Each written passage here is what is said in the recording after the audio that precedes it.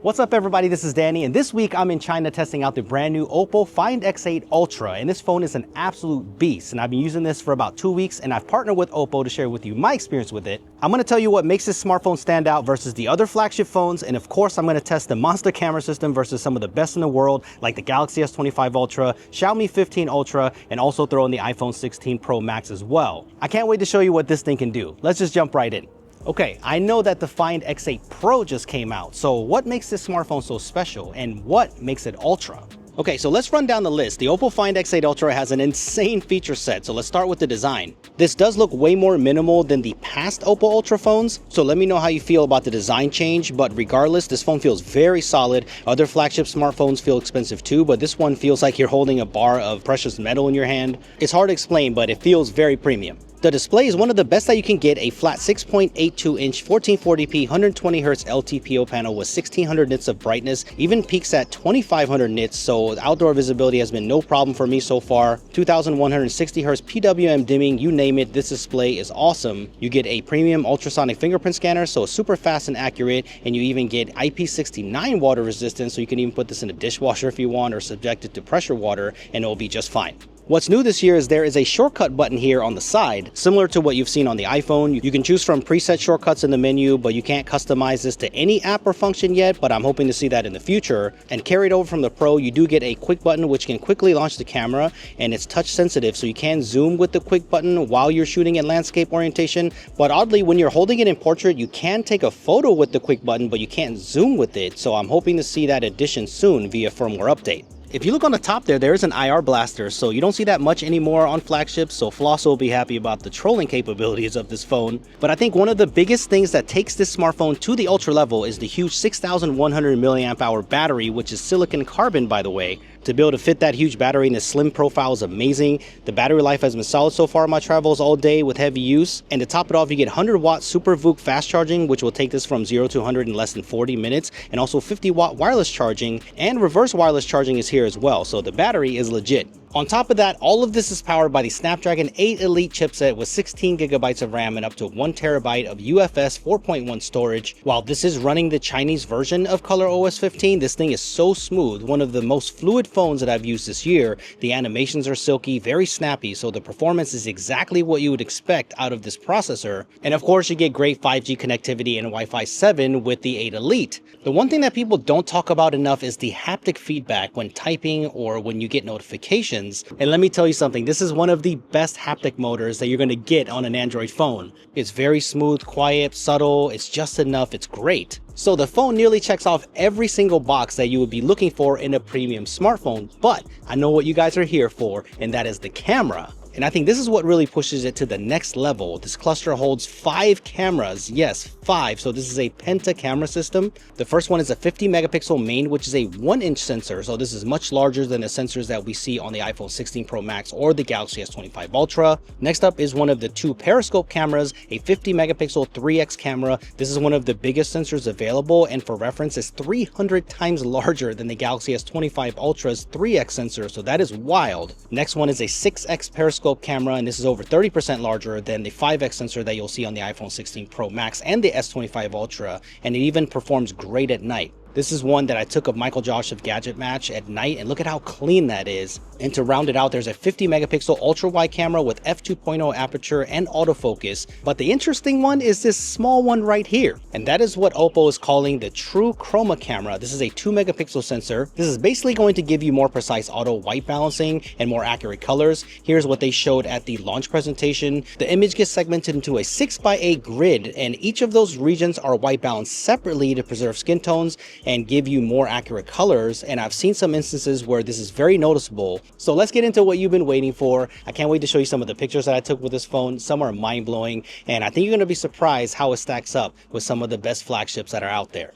I think you're going to be surprised.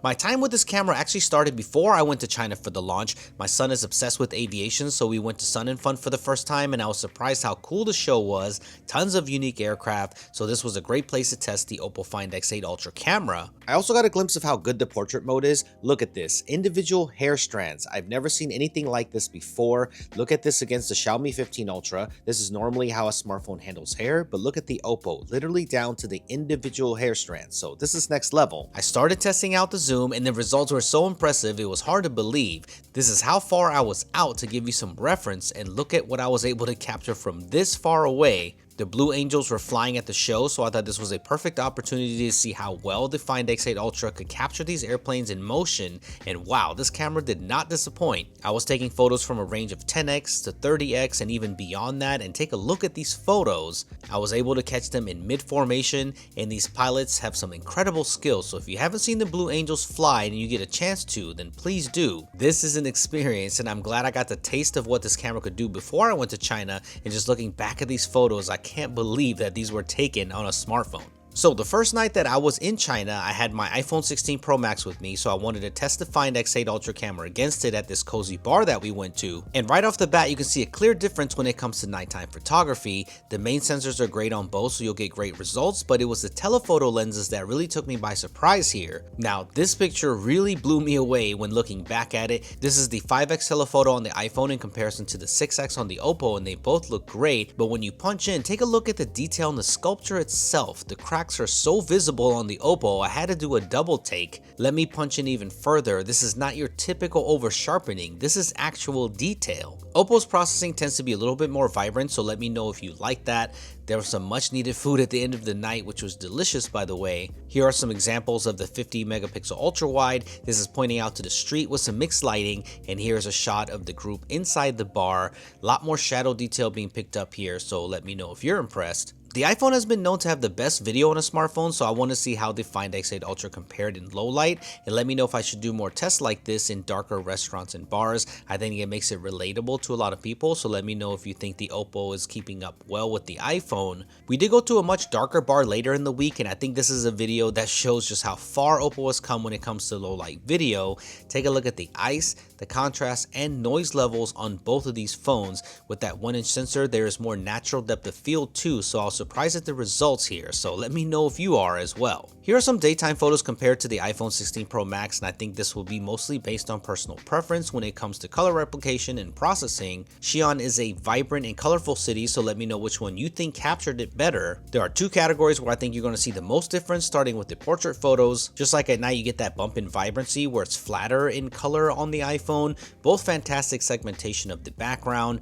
Great photo of Tom the Tech Chap, but take a look at the jacket color difference, that chroma sensor working, picking up the distinct separate colors of the collar and main jacket, which is impressive. Walking through Tiny Paradise before it got dark, I did notice some white balance differences between these two phones. We had some models available so we could take some portrait pictures of them, and I'll show you more of these when comparing the other phones, but this place is beautiful at night. So much life here with people taking pictures and enjoying the beautiful weather, so I'm glad we got to visit here. The Xiaomi 15 Ultra might be the closest comparison since it has a 1-inch sensor as well. The Leica processing is very stylized, so it can have different looks, but again, it all depends on personal preference. Again, the portrait photography is where Oppo really focused on the Find X8 Ultra, even dubbing this the Night Portrait Master, and in mixed indoor lighting compared to the Xiaomi 15 Ultra, the highlights are being controlled better on the skin. The Xiaomi does produce a brighter shot sometimes, like this one. Here is the 6x zoom compared to the 4.3x zoom.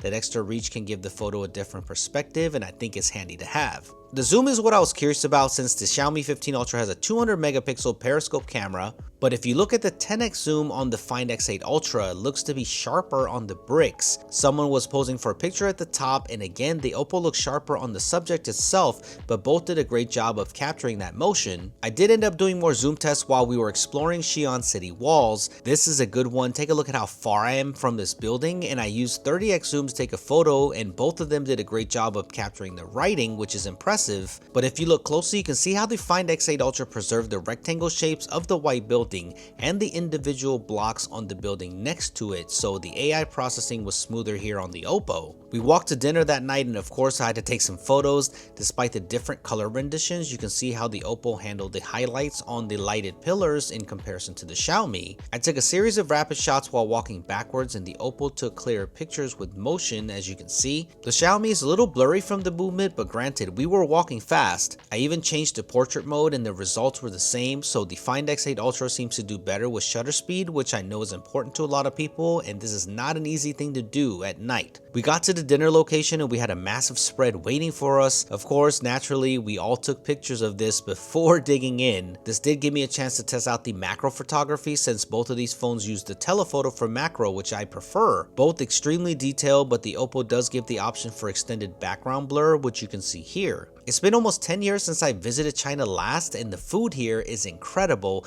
If you're thinking about visiting, the food alone I think is worth it. It's so flavorful, so I don't think you'll regret it. We took a few more portraits outside before ending the night.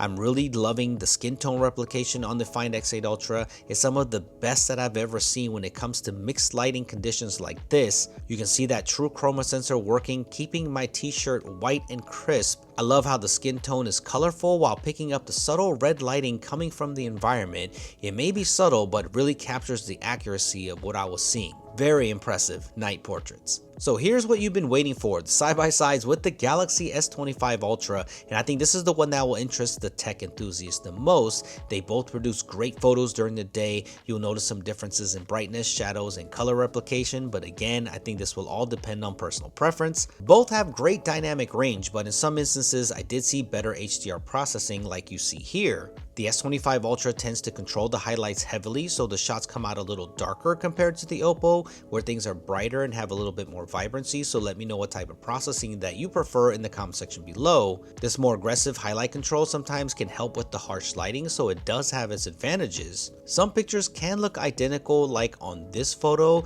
but there are some differences like the 5x telephoto versus the 6x telephoto, so having a little extra reach sometimes is nice on the Oppo. If you are a selfie taker, I did notice that the 32 megapixel front facing camera on the Find X8 Ultra is wider, so you'll get more in the frame. Yes, I did use the widest option on this Samsung just in case you were wondering, and the portrait mode looks great on both of them. Again, I think the difference here is in the portrait photography. Samsung is a fan favorite for one of the best portrait modes out there when it hits, and you will get an occasional hiccup here and there with focusing issues on portrait mode, so I hope the S25 Ultra gets an update soon. I even had this happen where it just completely cut the neck off of this animal here, which is unusual, but when Samsung hits, it can look fantastic, so I thought this was a great comparison. This show was very interesting, and I love seeing performances when I travel from different cultures. Very energetic, so it was awesome to be able to capture these moments from so far away. When the light starts to fade, that bump up in brightness and vibrance on the Oppo gives the photo a little extra pop, but if you look closely at the subject and the background, they are captured with less noise on the Oppo, but they both have great background separation. The chroma camera again working its magic here, the S25 Ultra leaning more towards the warmer tones, so the skin is on the yellow side. I did take this photo multiple times, so this isn't just a one-off. It's tricky lighting where it's not quite dark yet. Here is another portrait shot. The darker that it got, the bigger telephoto cameras really started to make a difference. Look at the cutout here. You can see some imperfections on the S25 Ultra, and the noise level and clarity is better on the Oppo, which is very impressive. In these two photos, you can see that the shutter speed compensation is also better on the Oppo, capturing the movement better. I know a lot of you want me to address shutter speed, so I noticed that on these pictures when I was taking a look back at them. Here's a picture of MJ being the model again, both of the phones on the 3x lens. The Samsung is looking more natural here, but when you punch in, you can see the noise from the smaller sensor on his shirt and the water captured in the background, where the Oppo is much cleaner in detail and noise because of the larger sensor. This is the same result with the 5x versus the 6x lenses. The Samsung's photos look great too, but the noise level overall in the S25 Ultra is very noticeable. This camera definitely shines at night. Look at the skin tone here, maintained on the Find X8 Ultra, where it is blue on the S25 Ultra. Here is an ultra wide shot. I really like this one. They both look good, but check out the light sources here on the top and the bottom. Of course, I took some portrait photos with the main sensor, and Samsung does do much better with the main sensor in terms of noise and detail, so these are more comparable here. But when you get into the zoom lenses, that's where I think the larger sensors make a difference. So I think Oppo has set a new benchmark when it comes to nighttime portrait photography, and even with just landscape night mode photography, I noticed that the Oppo has smoother processing with less banding in the sky and dark scenarios. Looking back at all these photos, it's not that the S25 Ultra's photos look bad at all, but the Oppo's noise reduction along with that 1-inch sensor just produce cleaner results overall when it comes to technical aspects of image quality. I even found that taking moon photos was easy on the Find X8 Ultra as well. There's no special mode that you need to go into, just zoom in and just take a look at this 30x shot. It's sharper than the Samsung, which I was really surprised about. So in the end, testing the Oppo Find X8 Ultra camera with all of these smartphones, regardless of what type of processing and color replication that I like personally, it made me realize just how good this camera system is, and the biggest downside of this test is just how sad I am that this smartphone is not going global.